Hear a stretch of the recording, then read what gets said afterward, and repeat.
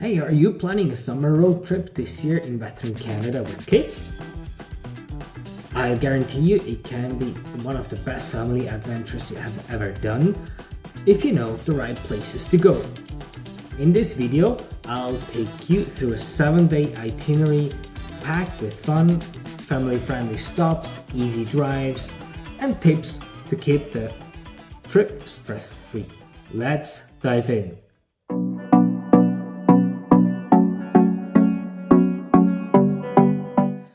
So first of all, if you see me looking aside, I had a look at my notes with a short list of the itinerary. So if you wonder why I'm looking a bit away from the camera, and I have my notes on this tablet.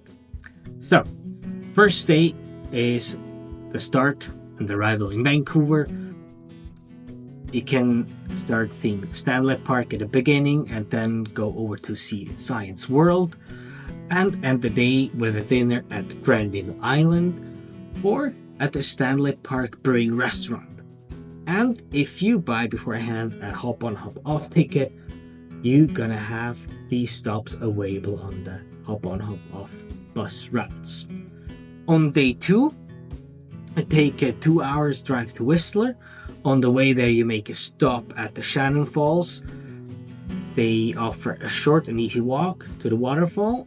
And if you have time, take the Sea to Sky Gondola for epic mountain views. And when you arrive in Whistler, explore the village. And if there's some time left, you can go on a walk or some biking trips, which there are plenty and with easy routes available, and finish the day with a nice dinner in the village. On day 3, you drive over to Kamloops, which is a 4 hours drive. You could take the scenic drive through Duffey Lake Road, make a stop at the Joffre's lakes.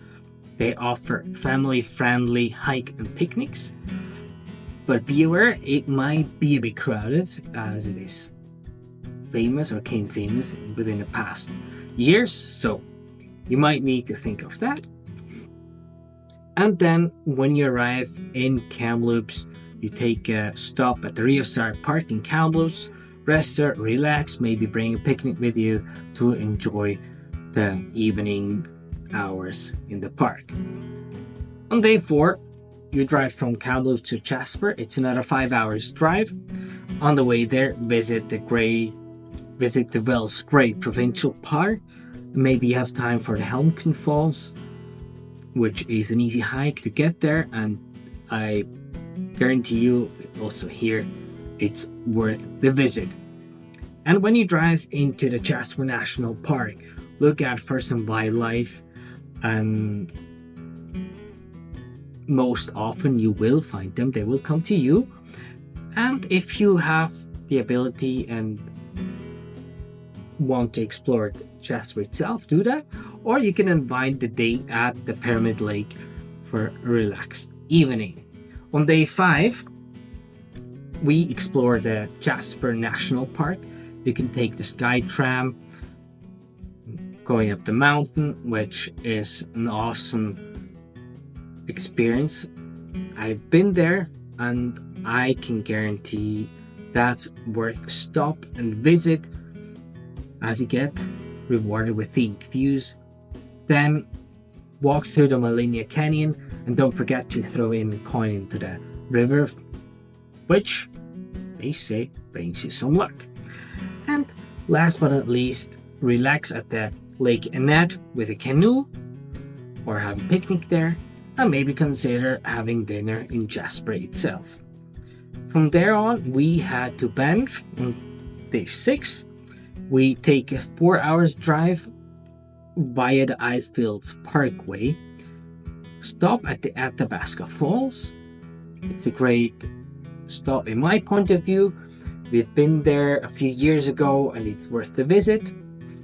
It's a short walk actually, and a perfect stop before you go through the whole parkway.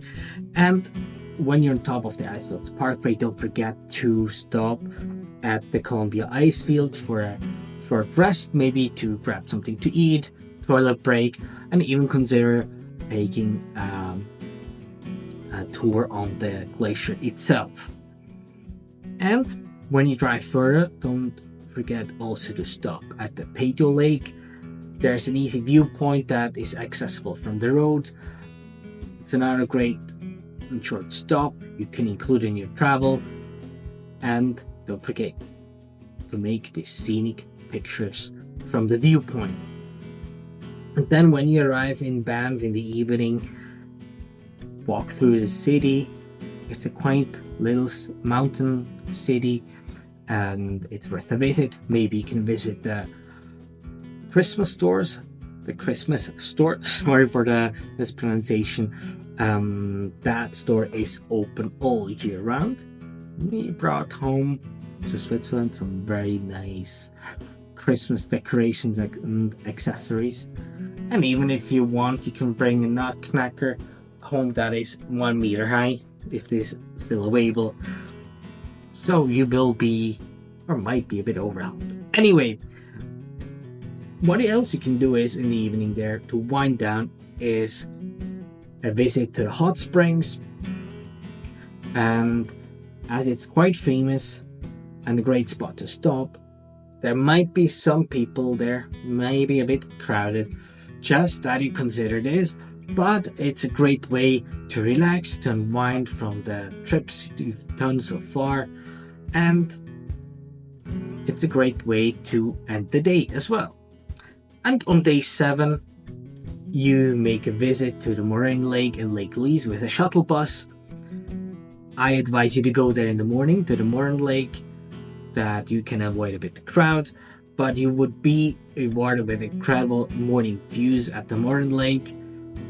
That's one thing that's on my to-do list. I haven't been able to do that beforehand. I was there a few times, but never in the morning nor in the evening, which is another great idea.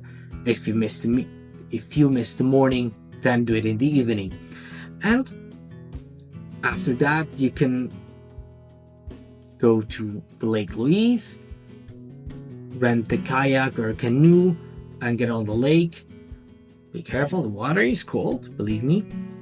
Or you can take a hike to one of the cottages and cabins further up, where you can take a tea and eat something to refill your battery. And then wrap up the whole day with a ride with the Banff. And then wrap up the day with a ride on the Banff Gondola, where you will be rewarded on top with another scenic view of Banff and the whole area. So that brings us already to the end of the video of this 7-day itinerary trip. I hope you found this helpful, and give this video a like and subscribe for more easy family travel guides and ideas. If you have any questions, drop them in the comments. I'd love to help you plan your next trip. So I just want to add that this trip, 7-day itinerary, is rather a sporty way to explore the surroundings and the different places. It might be a bit too fast depending on how old the kids are, so you might consider to prolong the stays at each place I've mentioned along the route, and maybe stay 1 or 2 days more at the different places. With that, I want to add, it's just an idea how you can plan a 7-day itinerary. It might be a guide for your next trip planning that you can add for yourself. So with that, thank you very much for watching. See you on the next video. Tschüss zusammen, auf Wiedersehen, goodbye, arrivederci, au revoir, and let's see you soon.